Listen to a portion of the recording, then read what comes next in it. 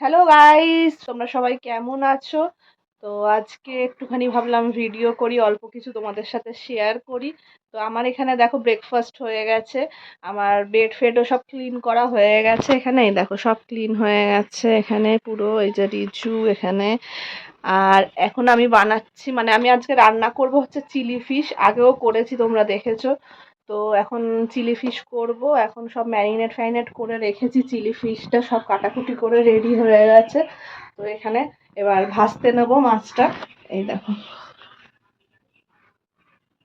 এটা হচ্ছে মাছটা।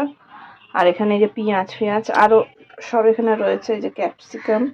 তো সব কিছু এখানে রেডি করে রেখেছি।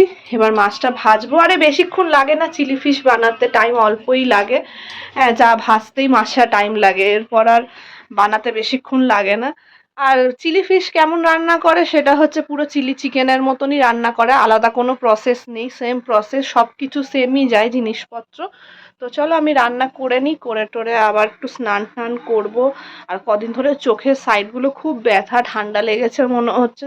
ওই জন্য ওয়েদারটাও চেঞ্জ হচ্ছে, হঠাৎ গরম হঠাৎ ঠান্ডা। তো চলো চিলি ফিশ বানিয়ে নিই। মাছগুলো এখানে ভাজতে ছেড়ে দিয়েছি, মাছগুলো ভাজা শুরু করে দিয়েছি। আর যখন মাছগুলো ভাজা হয় খুব সাবধানে। আর মাছেও করা যায় চিলি ফিশ, কিন্তু আমরা করি হচ্ছে তোমার পাঙাশ মাছেই করি বেশিরভাগ চিলি ফিশটা। কেননা জানি না, আমাদের পাঙাশ মাছের চিলি ফিশটা খেতে খুব ভালো লাগে, তাই জন্য পাঙাশ মাছে চিলি ফিশ করি। আর মাছে করো কি পাঙাশ মাছে করো খুব সাবধানে, কেননা খুব তেল ছেটে এই মাছ ছাড়ার পরে। তো এই দেখো এখানে আওয়াজ হচ্ছে, ওই দেখো দেখেছো ফাটছে। বিক্রি হয়ে গেছে চিলি ফিশ। তখন তোমাদের দেখিয়েছিলাম এই যে চিলি ফিশ তৈরি হয়ে গেছিলো। এখানে আমরা এই যে খাচ্ছি, বসে গেছি, আমার খাওয়া শেষ। এই যে বাবান খাচ্ছে এখানে, যার আর যার প্রিয় খাবার, তাই জন্য তার দিকে ক্যামেরাটা করে দিয়েছি। বাবানের প্রচন্ড প্রিয় খাবার চিলি ফিশ।